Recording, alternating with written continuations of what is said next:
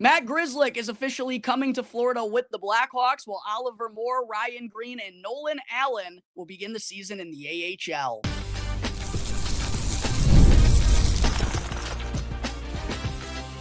You're Locked On Blackhawks, your daily podcast on the Chicago Blackhawks, part of the Locked On Podcast Network, your team every day. What's going on, Blackhawks fans? Welcome back to another episode of Locked On Blackhawks, part of the Locked On Podcast Network, your team every day. Just wanted to say thank you to everyone for making the show your very first listen, here to start off your day. And a heads up that the show is sponsored by FanDuel. Go and download the FanDuel app now to get $300 worth of bonus bets when your first $5 bet wins. All right, segment one, opening things up on the show this week. The Blackhawks opening night roster has now been unveiled. We got a couple of major announcements from the team on Sunday, with the first of which being that Matt Grzelcyk has officially signed a contract with Chicago after entering training camp on a PTO. Elliot Friedman, Scott Powers were the first to report on this. And while I did see a couple of Blackhawks beat writers in recent days, like Ben Pope of the Chicago Sun-Times, mentioned that if he was running the show, he would have given a contract offer to Grzelcyk. But personally, I wouldn't have, Blackhawks fans. And let me first start by saying, I do understand why Kyle Davidson did this, considering it's already such a young and inexperienced blue line, one of the quote-unquote older guys, even though he's only 24 years old, and Alex Vlasic is already banged up entering the year. So Grzelcyk does provide a somewhat serviceable insurance policy. He's played in over 500 NHL games, been in the league for the last 9 years now. So I do get it from that perspective. However, I just don't think Grzelcyk is a really good fit on this Blackhawks blue line and what they kind of need out of a veteran presence. And I also didn't think Grzelcyk fared all that well or did anything really noticeable throughout training camp or the preseason. Now, I did admittedly miss the Blackhawks game on Friday night against the Wild because I was at yet another wedding. But in his first two preseason games, I called Grzelcyk a ghost. I didn't really notice him whatsoever. And then, like I just said, the role that he's going to be playing with the Blackhawks, I just question. First off, looking at this Blackhawks blue line with all the youngsters, I really think the area that they're going to struggle the most in as a whole is in the defensive zone. You have a lot of quality skaters who can contribute on the offensive side of things, and Sam Rinzel, Wyatt Kaiser, Artie Levshinov, but I still think there's room for improvement for all three of those players on the defensive side of things. And that's not really Matt Grzelcyk's forte, right? As an undersized 5'11" left-handed defenseman, he's more so known for his offensive game and his puck-moving abilities. And just thinking about where Grzelcyk would likely be if he were to be part of the Blackhawks lineup on a somewhat regular basis, the most likely outcome would be on that third defensive pairing along with Connor Murphy. And considering Connor Murphy's defensive prowess, he usually plays in a lot of the defensive situations or in a lot of defensive zone starts. And yeah, well, maybe having Murphy as his defensive partner will help, get him by in those struggling areas. But I still just kind of question if you really want Matt Grzelcyk playing in the defensive zone a lot in general. And then thinking about a lot of the production that he had last year, it was a career high 40 points for him in his lone season with the Pittsburgh Penguins. But a lot of that production came on the power play, and with Sam Rinzel going to be the quarterback on the Blackhawks' top power play unit, and Artie Levshinov looking like he's getting the keys for the second unit, and even you have a guy like Wyatt Kaiser who's more so known for his offensive abilities. I feel like, considering the type of year it is for the Blackhawks, where they want to be giving the young players the opportunities, especially the one that they are highly regarded and think can be puzzle pieces here, I don't expect Matt Grzelcyk to be playing a whole lot on the Blackhawks man advantage. So again, I do understand that, adding another veteran presence to this blue line while Alex Vlasic's already banged up, they don't have a lot of experience as a whole. I get it, but I just don't think Matt Grzelcyk is a really good fit here whatsoever. And then that takes me to Nolan Allan, who, he's only 22 years old, but he's still been on the professional scene for the last 2 years. I thought he did enough in camp and the preseason to earn that final third pairing left-handed defenseman spot. And I just think he would fit a whole lot better along with Connor Murphy on that third pairing, because between he and Grzelcyk, he's the one who definitely has the ability to fare better in the D zone. 6'2", 6'3", over 200 pounds, very physical, known as a defensive defenseman.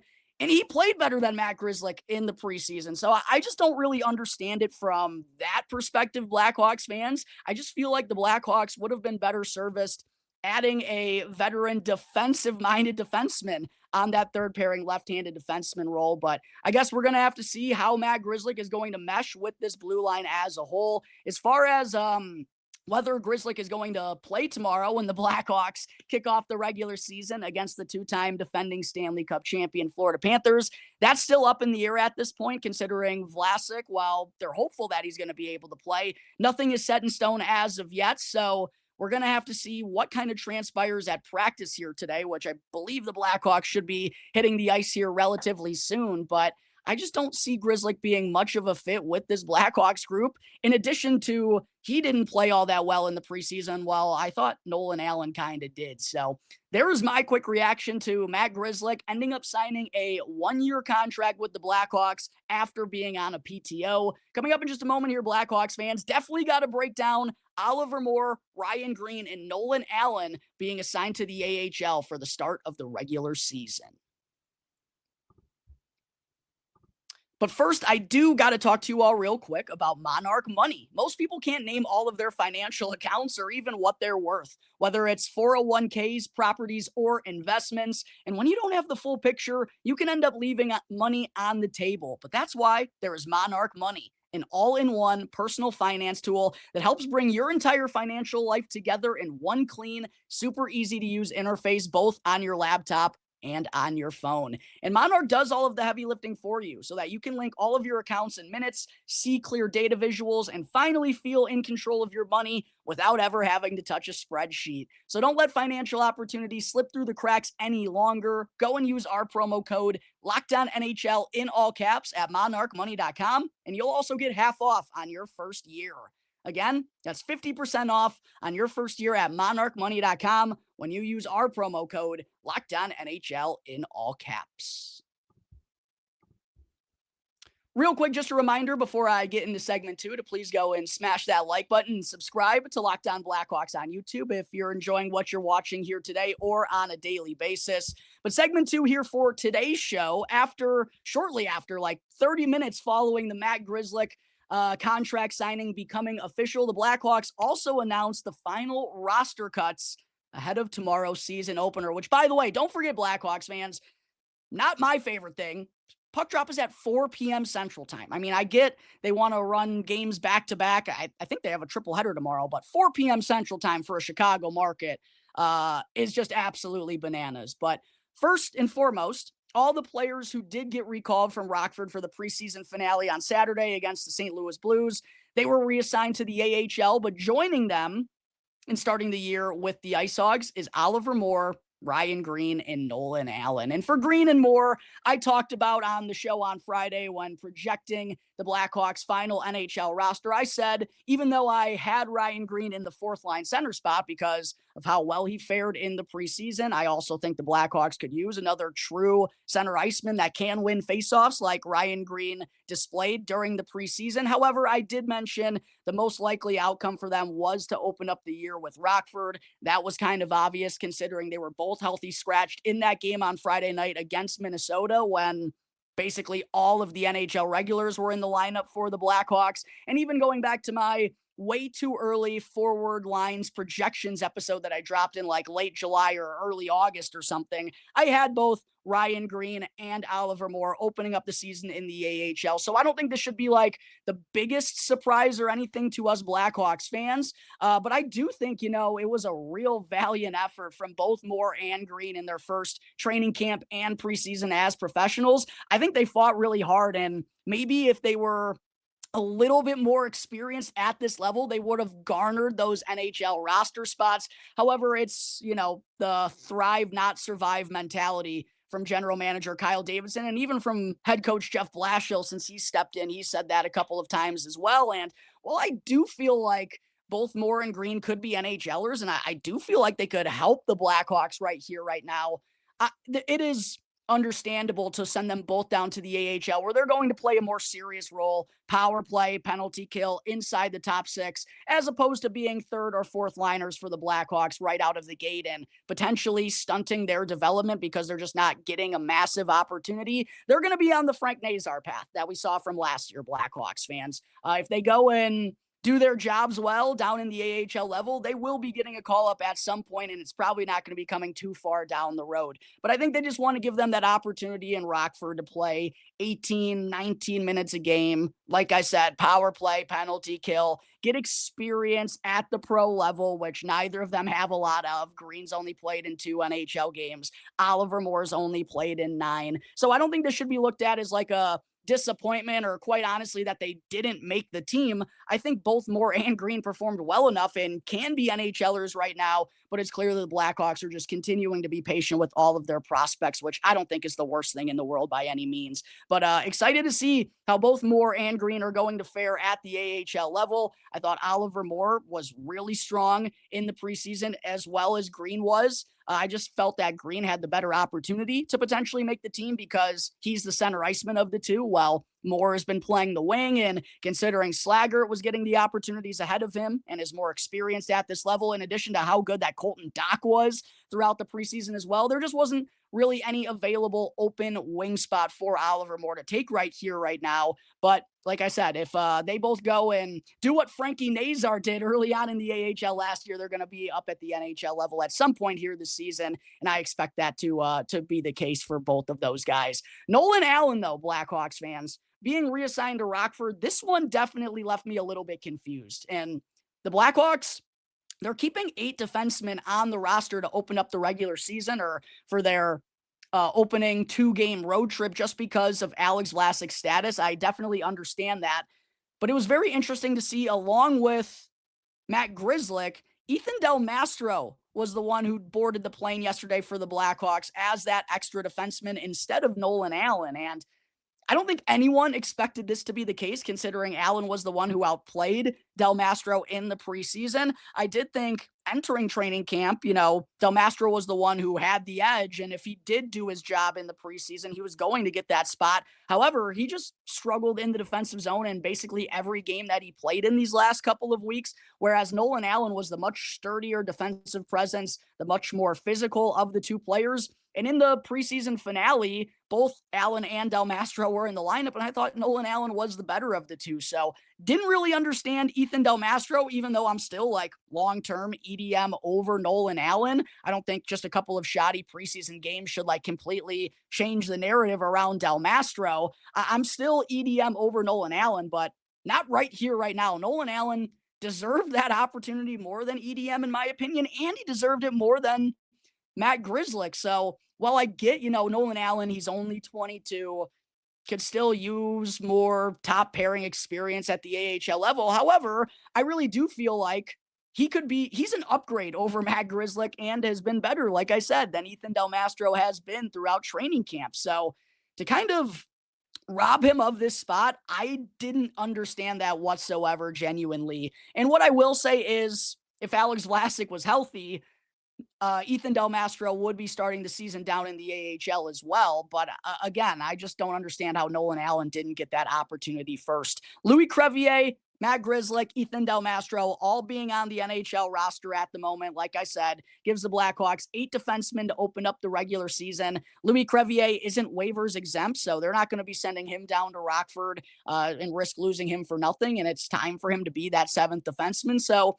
once the Blackhawks do return home on Saturday, I'm expecting EDM to go down to Rockford as well. That means there's only 13 forwards on the Blackhawks roster currently. Lukas Reichel is expected to be that extra guy. And I do wonder, now that both Moore and Greene have been reassigned to Rockford, there have obviously been those trade rumors around Lukas Reichel. Do they want to just keep him around now and let him be that extra forward, even though, again, I don't really think that's accomplishing anything for the team or for Lukas Reichel, and that's why I think he's still going to get traded. However, now that, there's only 13 forwards on the roster, trading Reichel would bring it to 12. They could still utilize Joey Anderson as a 13th forward if they want to. He's on injured reserve, didn't play in the preseason, and not exactly sure when he's going to be able to return, but he could still be a candidate to be an extra forward on the Blackhawks roster. But definitely interesting that Lukas Reichel is the 13th and only extra right here right now, while the Hawks are currently carrying 8 defensemen. But there is my breakdown on the Blackhawks NHL roster for opening night. It was pretty much all set in stone aside from what was going to happen in that third pairing left-handed defenseman spot, as well as the futures of Oliver Moore and Ryan Greene. The only real surprise is that Nolan Allan isn't going to be making the trip for the opening 2 road games of the 25-26 season. But coming up in just a moment here, Blackhawks fans, before I close out today's episode, still want to get into Frank Nazar's 25-26 season preview. But first, I also got to talk to you about FanDuel. The NFL season is in full swing, and FanDuel is making sure you're ready for kickoff with a can't-miss offer. And right now, new customers can bet just $5, and if your first bet wins, you'll get $300 to use in bonus bets all across the app.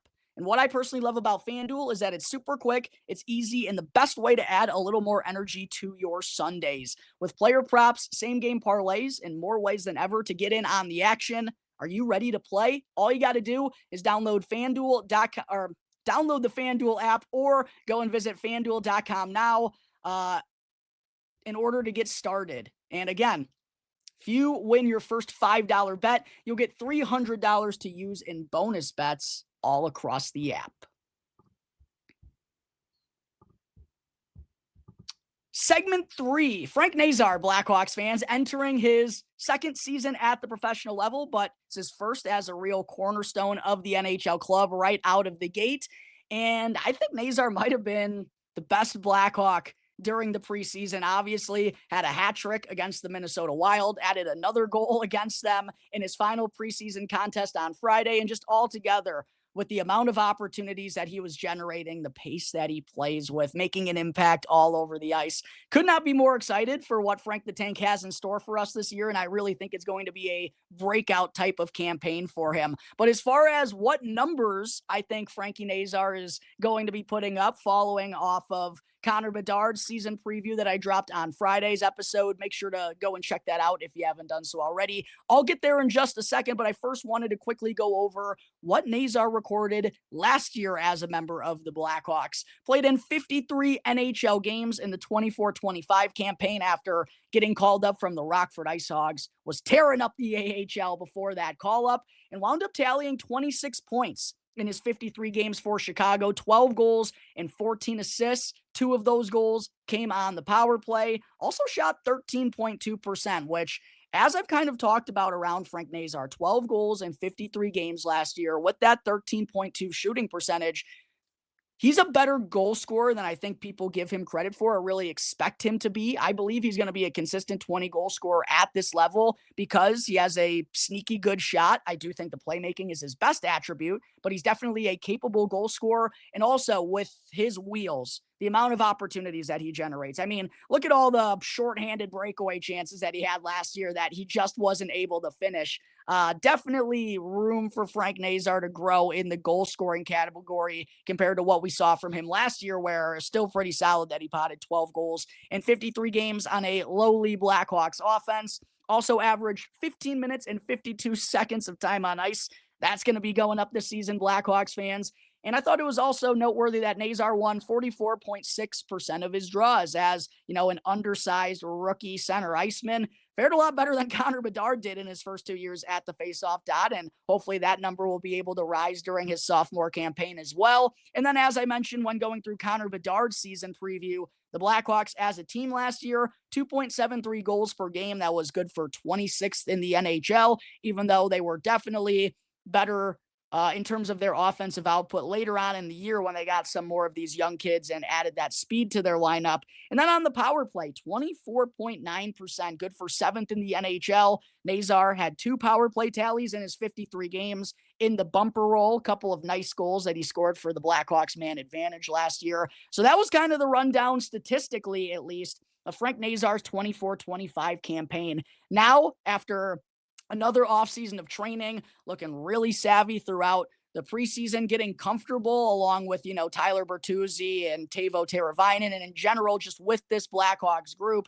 Could not be more stoked to see what Frank Nazar is truly going to produce. What I'm going to expect from Nazar in terms of numbers this year, like Connor Bedard, like I'll be doing for the couple of other season previews that I'll go through. It's an 82-game pace, obviously.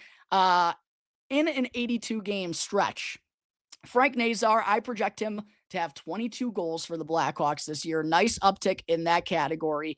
Playmaking, think he's going to go up to 35 assists. And I, again, just really think with the wheels that he provides. And also, I think Tyler Bertuzzi's had a really good start to training camp after, being a notorious slow starter throughout his career. I think he's going to be ready to go more so than he has in the past right from the jump.